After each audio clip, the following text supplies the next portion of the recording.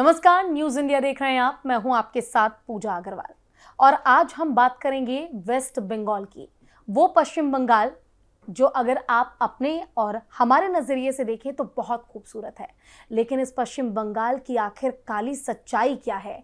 पश्चिम बंगाल में जिस तरह से कोलकाता में ट्रेनी डॉक्टर के साथ रेप और उसके बाद हत्या की गई, पश्चिम बंगाल में बवाल मचा हुआ है, प्रदर्शन किया जा रहा है और इस बीच अब चर्चाएं काफी ज्यादा हैं कि पश्चिम बंगाल में ममता बनर्जी की सरकार में नरसंहार हो रहा है, गुंडागर्दी की जा रही है।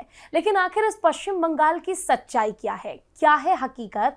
इसे दर्शाने के लिए, आप तक पहुंचाने और दिखाने के लिए एक फिल्म तैयार की गई है। जी हां, बिल्कुल सही सुन रहे हैं आप, एक मूवी जो 30 अगस्त को ऑल ओवर इंडिया रिलीज हो चुकी है। रिलीज होने से पहले और अब तक इस पर बवाल मचा हुआ है। पश्चिम बंगाल में तो इस मूवी को बैन करने तक की मांग की गई है।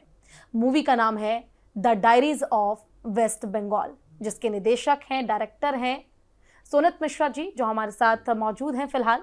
उनसे जानेंगे कि आखिर क्यों इतना विरोध किया जा रहा है, क्यों इस पर बवाल मचा हुआ है। वेस्ट बंगाल में मूवी को रिलीज करने तक से सरकार ने मना कर दिया है। सर, बहुत बहुत स्वागत के साथ सबसे पहले तो आपसे सोनू जी यही जानना चाहूंगी, आपकी जो ये फिल्म है the diaries of West Bengal, क्या स्टोरी है, क्या कहानी है, आखिर क्यों दर्शक पहुंचे देखने के लिए इस मूवी को? दरअसल जैसे कि अभी हम लोग पिछले कई सालों से देखते चले आ रहे हैं, अगर सरकारें लगातार रिपीट होती हैं तो तानाशाह हो जाती हैं। बिल्कुल। तो आजकल जो तानाशाही की सरकारें कई सालों से जो चली आ रही हैं, उनमें यहाँ तक की हो गया कि हमारा मीडिया तक बैन है, मीडिया पर भी सेंसर है, इसलिए बड़ी बड़ी खबरें बाहर निकल कर आ नहीं पाती हैं। और मुझे ऐसा महसूस हुआ पिछले कई सालों से, क्योंकि 15 साल पहले भी मैं वहाँ पर काम कर चुका था। बंगाली फिल्मों में मैं एज ए असिस्टेंट डायरेक्टर हुआ करता था, मैंने काफ़ी काम किया वहाँ। लेकिन 15 सालों में और इस बीच में जो फ़र्क मैंने महसूस किया, जब पिछली बार मैं लॉकडाउन के दौरान गया वेस्ट बंगाल में और काफ़ी समय मुझे वहाँ बिताना पड़ा, तो मैंने देखा कि वहाँ का जो भूगोल है, इतिहास है, वो दोनों ही चीज़ें बदल रही हैं। मतलब बॉर्डर एरिया से लगे हुए जो गांव हैं, जो क्षेत्र हैं, नए नई जगह में नए नए लोग आकर बस रहे हैं वहाँ पर। तो ये सब जो चीज़ें थी अनएक्सपेक्टेड थी हमारे लिए, और मुझे लगा कि इसको बाहर लाना चाहिए, देश दुनिया को दिखाना चाहिए, ताकि समाज, देश, सरकारें और हमारे जो लोकतंत्र में विश्वास रखते हैं लोग, वो इस बात को समझ सकें कि सरकार अपनी तानाशाही चलाने के लिए, अपने आप को बचाए रखने के लिए किस लेवल तक देश की सुरक्षा के साथ समझौता कर रही है, किस तरह से अंधाधुंध लोगों को लाकर बसाया जा रहा है और पूरे देश में वहाँ से लोग जा रहे हैं। ये सब बहुत बड़ा मुद्दा था और इसमें मैंने हाथ डाला। मैंने इस पर करीब 1 साल तो रिसर्च किया, जिसमें बहुत सारी चीज़ों को बहुत बारीकी से इकट्ठा करना पड़ा मुझे, हर एक चीज़ को, बिकॉज अब मुझे पता था कि आने वाले समय में मुझे इन सब चीज़ों से गुजरना पड़ेगा, जहाँ पर मुझे एविडेंस की जरूरत पड़ेगी, चाहे सेंसर बोर्ड में हो चाहे कोर्ट में हो। तो मैंने सारी जो भी मैंने पटकथा लिखी या जो भी लिखा मैंने, उसके लिए मैं सारी चीज़ें भी इकट्ठा करके रखी, ताकि कल को ये ना कोई बोले कि ये झूठ है, ये फरेब है, ये गलत है, या किसी को बदनाम किया जा रहा है। लेकिन उसके बावजूद भी चीज़ें हमारे साथ जो हुई, पूरा देश ने देखा। जब फिल्म रिलीज भी नहीं हो रही थी, जब सिर्फ 30% फिल्म बनी थी, उस वक्त भी सरकार ने आकर पुलिस केस किया और अरेस्ट करना चाहा, फिल्म को रोकना चाहा, लेकिन जज्बा था और देशवासियों का साथ था।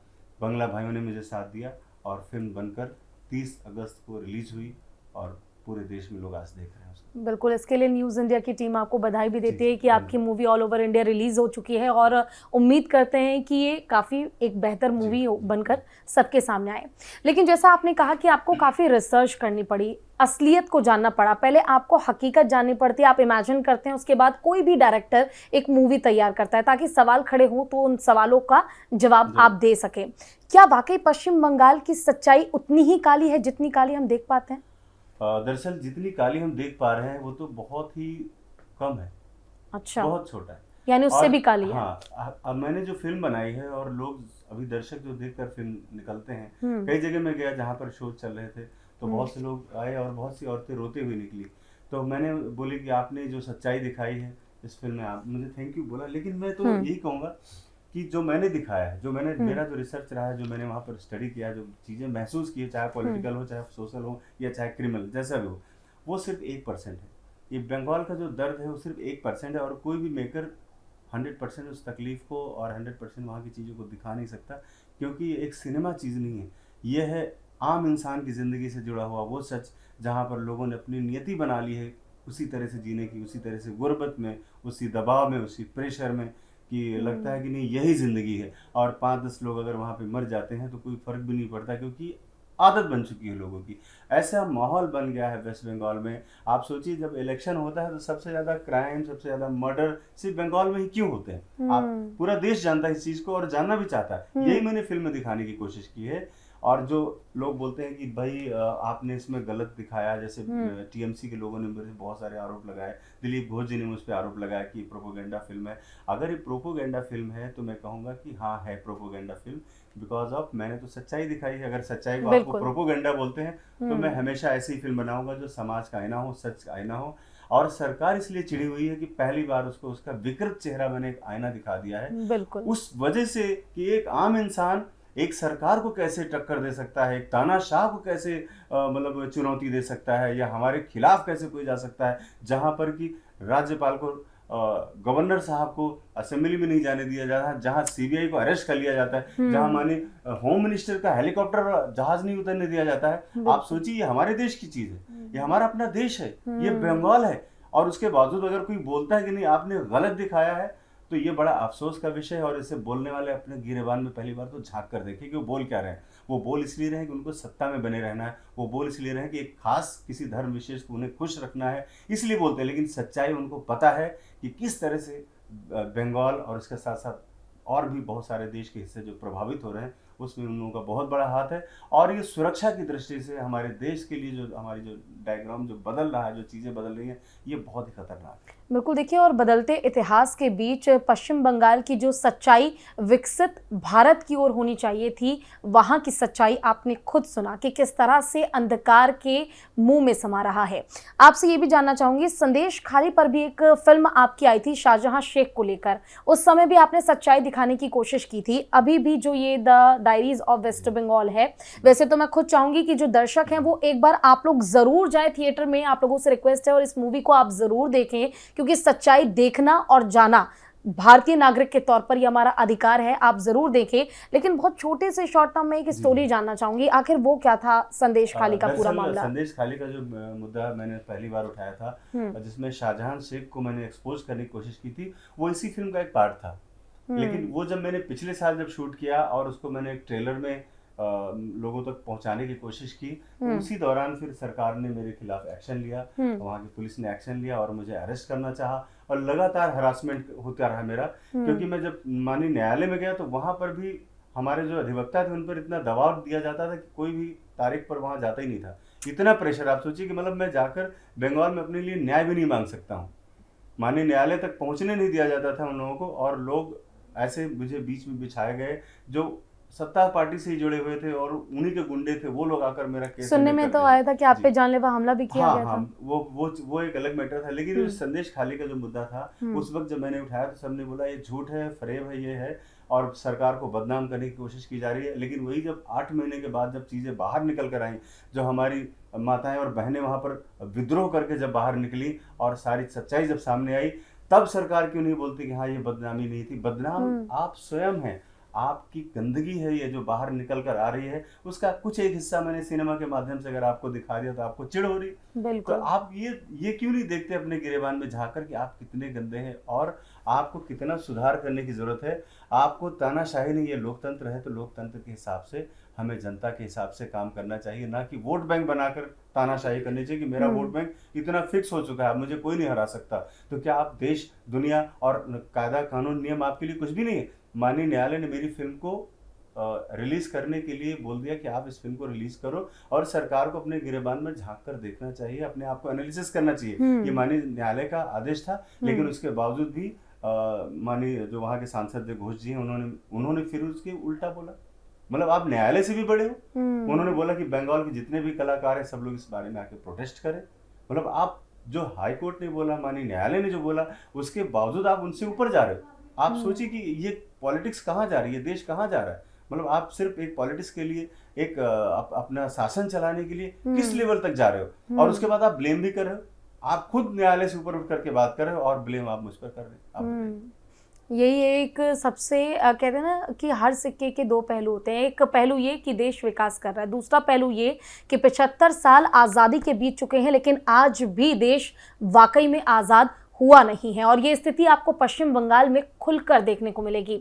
ये भी जानना चाहूँगी सनू जी, देखिए कहा जा रहा है कि इस मूवी के ज़रिए, इस फिल्म के ज़रिए आपने पश्चिम बंगाल की छवि को धूमिल करने की कोशिश की है, ममता बनर्जी की सरकार को और खुद ममता बनर्जी को, दीदी को भी आपने बदनाम करने की कोशिश की है, ये आरोप लग रहा है। देखिए, मैंने कश्मीर पर भी फिल्म बनाई, काशी टू कश्मीर, और उसके बाद अगर मैंने राम जन्मभूमि पर फिल्म बनाई, और उसके साथ साथ ही मैंने गांधीगिरी जैसी फिल्म बनाई, जिसमें अगर लोग सोचते कि नहीं मैं किसी को बदनाम करने के लिए, तो गांधीगिरी भी फिल्म मैंने बनाई जिसमें गांधी जी के विचार हैं, सारी चीजें हैं। तो ये ऐसा कुछ कहना कि मैं किसी पर्टिकुलर मर्द जिससे मेरी कोई दुश्मनी नहीं है, मुझे तो सिर्फ वो आवाज बनना है जो एक गरीब आदमी, जो एक गरीब इंसान, वो औरतें जो सालों साल से बलात्कार का शिकार हो रही थी, जो जिनको घरों से उठा लिया जाता था और सुबह लाकर छोड़ दिया जाता था। आप सोचिए उस घर की तकलीफ कैसी होती होगी।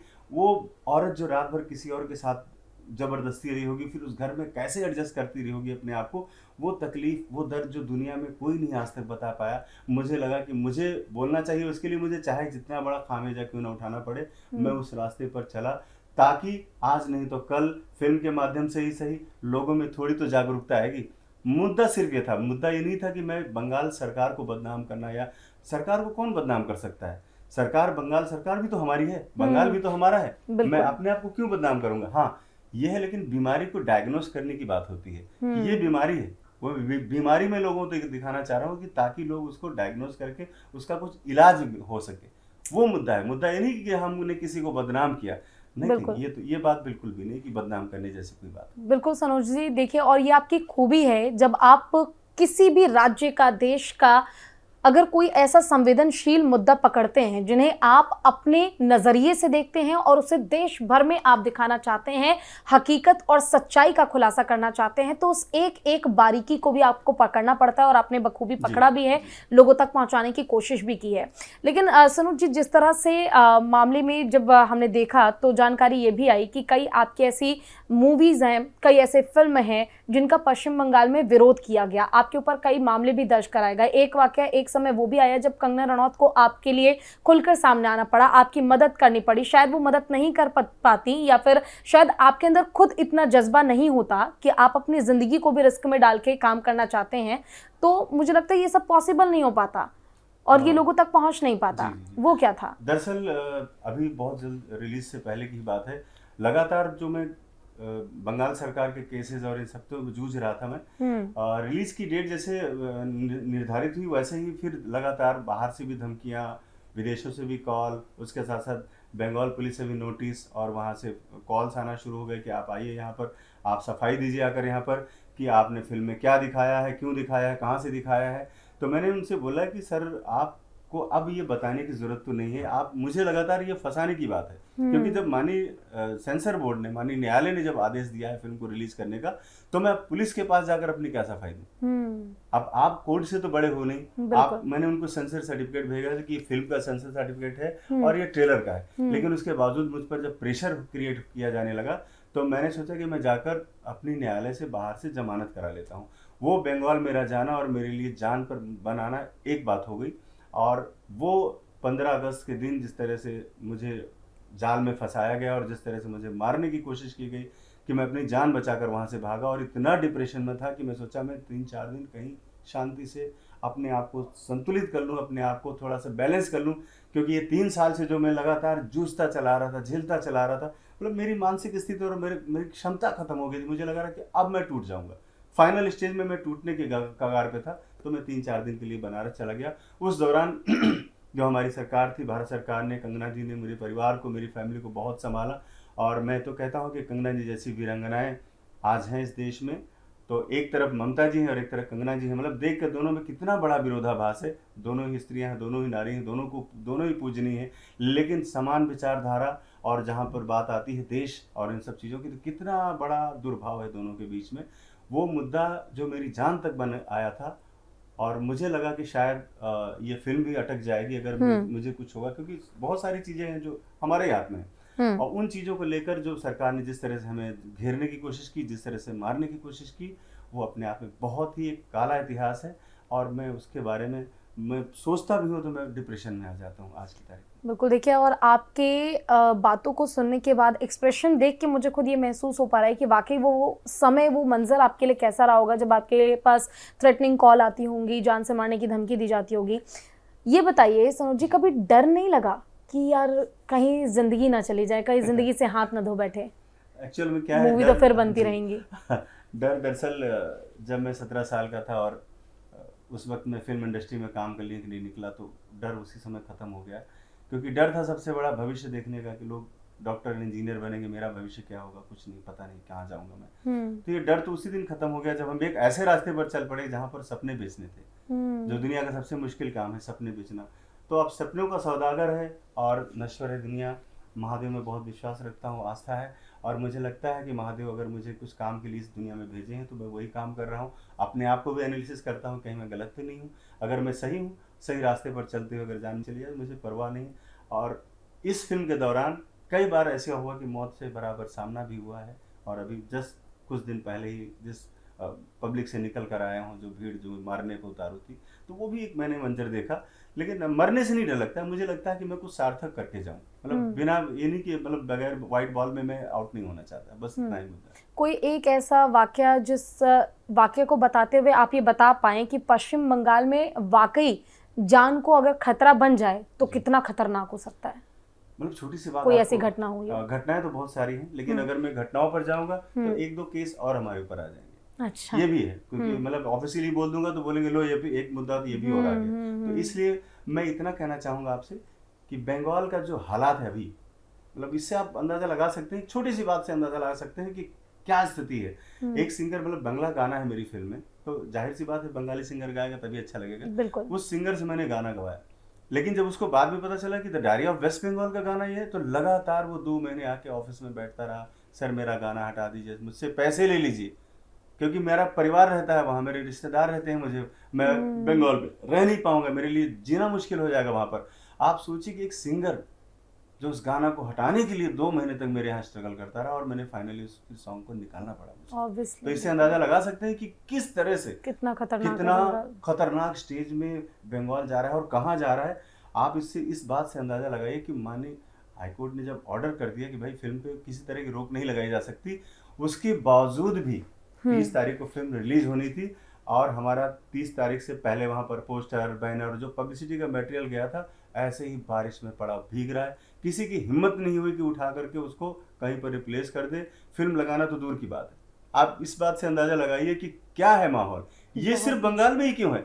आप सोचिए पूजा जी कि केरल पर फिल्म बनती है, बैन कहाँ होती है? बंगाल में। कश्मीर पर फिल्म बनती है, बैन होती है बंगाल में। क्यों होती है बैन? वहां नहीं हो रही बैन, लेकिन यहाँ हो रही, क्योंकि उनको एक खास वोट, जो मुस्लिम वोट है, उसको खुश करना है कि देखो तुम्हारे खिलाफ या तुमको आईना दिखाने वाली फिल्म बनाई तो मैंने बना कर दिया, मतलब मैं तुम्हारे सबसे ज्यादा हितैषी हूँ। उस हितैषी के चलते ये सारी फिल्में बैन हुई, और मेरी फिल्म तो मान लो लगातार उन्हीं बंगाल की कहानी सब कुछ, तो बैन पहले से भी होना मुझे लग रहा होगा, लेकिन माननीय न्यायालय ने आदेश कर दिया कि फिल्म रिलीज हो।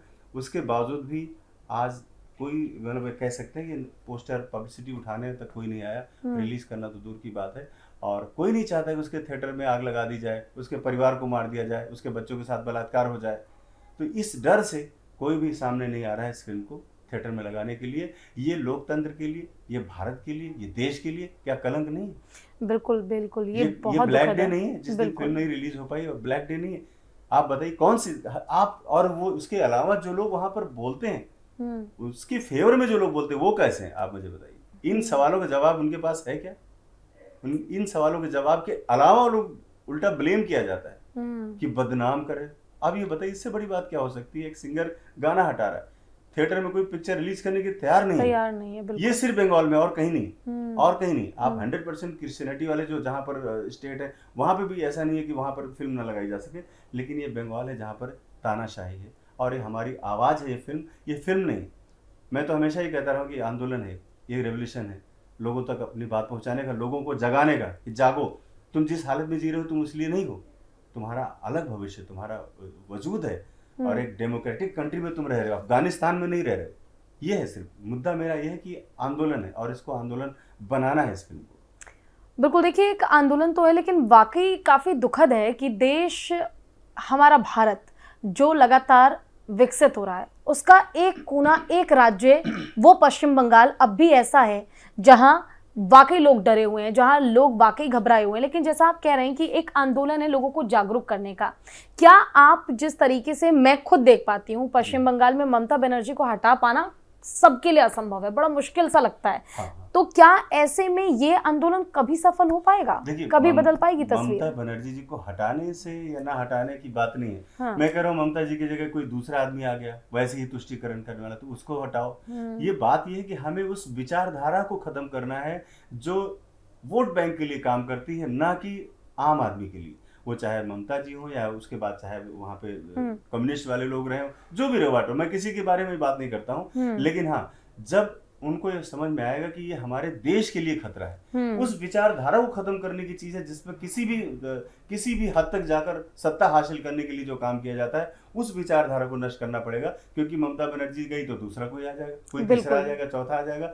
उस पर काम करने की जरूरत है, और वो काम तब होगा जब हमारी जनता जागरूक होगी। बिल्कुल, तो ये जन जागरण है। जिस दिन ये जनता जागेगी, चाहे वो हिंदू हो चाहे मुसलमान हो, उसको लगेगा कि हमारा तुष्टिकरण भी हमारे तौर पर, जैसे मुसलमानों का ही ले लो आप, अगर जिस दिन मुस्लिम को लग गया कि तुष्टिकरण के तौर पर हम लोगों का इस्तेमाल हो रहा है, उस दिन वो जाग गए, समझ लो, वो जागृति हो जाएगी। जिस दिन हिंदुओं को लगेगा कि हम गलत तरीके से इस्तेमाल हो रहे हैं और उनको लगेगा कि हमें अंदर जागने की जरूरत है, हमें बदलाव चाहिए, बदलाव होगा उसी दिन। ये किसी पर्टिकुलर मुख्यमंत्री को लेके या किसी दीदी को लेके या किसी को लेके नहीं है, ये एक बात है सिर्फ विचारधारा को और उसको खत्म करने की, कुछ नई विचारधाराओं को पैदा करने। देखिए, क्योंकि आपने पश्चिम बंगाल की सच्चाई को गहराई से जाना है, ऐसे में जानना चाहूंगी कि क्या वाकई दीदी के राज में गुंडा राज बरकरार है? क्या वाकई रोहिंग्याओं को वहां पर लाभ पहुंचाने की कोशिश की जा रही है, बांग्लादेशियों को बसाने की कोशिश की जा रही है और एक अलग राज्य की, एक अलग कह सकते हैं कि झंडे की मांग करती हैं ममता बनर्जी? क्या वाकई ये सच्चाई है वहां की? ये जो आपने जितना बात बोला है ये तो बहुत कम है, इससे बड़ी सच्चाई है। और खुद दीदी जब कांग्रेस में थी, उन्होंने सदन में एक बार बोला था कि हमारे यहाँ कई करोड़ रोहिंग्या आकर बस चुके हैं जो हमारे देश के लिए खतरा है। लेकिन उस वक्त शायद उनके अंदर ये भावना नहीं थी कि ये हमारे देश के लिए या हमें सत्ता में रहने के लिए, बने रहने के लिए वो इस तरह से आगे लोगों का इस्तेमाल करेंगी। क्योंकि उन्हीं की बात है, उन्हीं को मैं बताना चाह रहा था कि रोहिंग्याओं की जहाँ तक बात है, आप आंकड़े उठा करके देख लीजिए, और नहीं कुछ तो आप छोटे से किसी शहर में चले जाइए, बाराबंकी में चले जाइए, उन्नाव में चले जाइए, जो बहुत छोटे से कस्बे हैं, छोटा सा डिस्ट्रिक्ट है, वहां पर भी आपको 2-5 हजार रोहिंग्याओं की संख्या मिल जाएगी। और ये आने का रास्ता कहाँ से है? तो सिर्फ और सिर्फ वेस्ट बंगाल। एग्जैक्टली। तो अब इसके अलावा और क्या प्रूफ दिया जा सकता है? सरकार है, गवर्नमेंट है, होम मिनिस्ट्री लगातार रिपोर्ट्स दे रही है, सदन में बातें उठाई जा रही है, सब कुछ चल रहा है। लेकिन वही मैं अगर फिल्म के माध्यम से उठा दूंगा तो लोग बोलेंगे बदनाम कर दे। बस बात इतनी है, बदनाम करने की बात है या आईना दिखाने की बात है, ये तो सामने वालों की समझ पर डिपेंड करता है। एक बहुत छोटा सा तर्क लेना चाहूंगी आपसे। पश्चिम बंगाल में जो कोलकाता में डॉक्टर के साथ रेप के बाद हत्या की गई, इस मामले में इंसाफ की मांग तो की जा रही है, लेकिन अब तक आरोपी को लेकर कोई ऐसी कड़ी सजा का ऐलान तो किया नहीं गया है। महिलाओं की स्थिति वाकई दयनीय है। उसके बाद भी संदेश खाली से एक मामला सामने आया था जहां नाबालिग के साथ रेप की घटना सामने आई थी, और लगातार रेप के न जाने कितने मामले पश्चिम बंगाल से सामने आते हैं। महिलाओं के लिए एक महिला मुख्यमंत्री होने के बावजूद कुछ नहीं किया जाता। वहां की महिलाओं का कभी वो खून, वो जोश गर्म नहीं होता कि हाँ कुछ कर दिखाना है, कुछ करना है हमें अपने लिए? दरअसल बात यह है कि शुरू से ही जिस तरह से महिलाओं की वहाँ दुर्दशा है, जिस तरह से उनको दबाया गया है, मैं संदेश खाली की जहाँ तक बात करता हूँ तो एक दो नहीं बल्कि सैकड़ों महिलाएं बलात्कार का रोज शिकार होती थी। आप सोचिए, सैकड़ों। इतना दर्दनाक हादसा मुझे लग रहा है विश्व में कहीं नहीं हुआ होगा। वहां पर वो हो रहा था जहां पर मुख्यमंत्री दीदी जिनको कहा जाता है महिला थी वहां पर, और उन्हीं के विधायक, उन्हीं के सांसद करते थे, उन्हीं की पार्टी से। तो ऐसा तो नहीं कि उनकी जानकारी में नहीं रहा होगा, चीजें जानकारी में है तभी तो हो रहा था। और उसके बाद जब चीजें खुलकर सामने आई हैं तो वही उनके बचाव में उतरे, चाहे वो डॉक्टर वाला मैटर रहा हो। आप सोचिए कि डॉक्टर के साथ इतना नृशंस जो घिनौना कुकृत्य हुआ है, इसको सुन करके लोगों का खून खोल जाए, आंख से आंसू निकल जाए। लेकिन उसको बचाने के लिए सरकार ने रातों रात उसको ठिकाने लगाने के लिए अपनी पुलिस लगा दी, और मामले को लीपापोती करने की कोशिश करते करते आज इस स्टेज में आ गया कि लोग वहां प्रोटेस्ट करने के लिए सड़कों पर उतर पड़े। अब इससे बड़ी बात क्या हो सकती है? अब उसके बावजूद पुलिस बोले कि ये तो हमको बदनाम किया जा रहा है। अरे आप पहले सोचो, अपने गिरेबान में झांक कर देखो कि आप बंगाल को कहाँ लेके जा रहे हो। बंगाल जाएगा तो देश भी उधर ही तरह जाएगा, वही जाएगा। जिस तरह से तुम लोग इस तरह से लोग केसेस को दबाने के लिए, सिर्फ पार्टी के लिए कि हमारी पार्टी का लीडर है, हमारी पार्टी से जुड़ा हुआ है, उसके लिए इस लेवल तक चले जा रहे हो कि जहाँ पर महिलाओं का दर्द, उनकी तकलीफ, उनसे तुम्हारा कोई मतलब नहीं। मतलब इस तरह से दुर्गति, वो भी डेमोक्रेटिक कंट्री में, और वहाँ पर जहाँ पर मुख्यमंत्री महिला, मतलब बेहद शर्मनाक है। और इसको अगर ये कहें कि हम बड़ी तीखी भर्त्सना करते थे तो बहुत रटा रटाया फार्मूला हो गया होगा। और इसके बारे में तो एक शब्द बोलना भी मतलब मेरे लिए ऐसा लगता है कि बहुत बड़ी तकलीफ और बहुत बड़ा वो है, पेन है, और इस पर मैं आगे कभी भविष्य में फिर काम करूँगा। बिल्कुल, यानी कि पार्टी और जाति से ऊपर उठकर आपको पश्चिम बंगाल में जो नरसंहार चल रहा है, और सिर्फ पश्चिम बंगाल ही क्यों, देश भर में जिस भी कोने में किसी भी महिला के साथ, बच्ची के साथ, बेटियों के साथ कुछ भी गलत हो रहा है, उसके खिलाफ आपका आवाज उठाना बहुत जरूरी है। क्योंकि आपने एक वो कहानी बचपन में जरूर सुनी होगी कि एक लकड़ी को तोड़ पाना बड़ा आसान होता है, लेकिन वही जब लकड़ियां बहुत हो ना, तो उन्हें तोड़ पाने वाला चाहे चोटी से एड़ी तक का जोर लगा ले, लेकिन वो तोड़ नहीं पाता। इसलिए बहुत जरूरी है कि आप एकता लेकर आए। महिलाओं के प्रति अगर अपराध को रोकना है तो उससे पहले आप महिलाएं एक साथ एक दूसरे का साथ दें और खुलकर सामने आए। हर मुद्दे पर विरोध करना जो गलत हो, आवाज उठाना उस पर बहुत जरूरी है। इसलिए इस मूवी के जरिए कोशिश यही की गई है कि पश्चिम बंगाल में आखिर चल क्या रहा है वो आपको दिखाया जाए, आपको समझाया जाए, और जो विरोध कोलकाता में चल रहा है, देश भर में विरोध किया गया इसका, यानी कि गलत चीज़ों का विरोध होना बहुत ज़रूरी है। इसलिए आप लोगों से न्यूज़ इंडिया भी ये अनुरोध करेगा, रिक्वेस्ट करेगा कि आप एक बार जाएं, इस स्टोरी को, इस मूवी को ज़रूर देखें, ताकि आप ये जान सकें कि आखिर आज़ादी के बाद भी, 75 साल बीत जाने के बाद भी, इन तमाम राजनेताओं के बीच राजनीति के कारण देश के आखिर क्या हालात हैं। फिलहाल के लिए बस इतना ही। नमस्कार।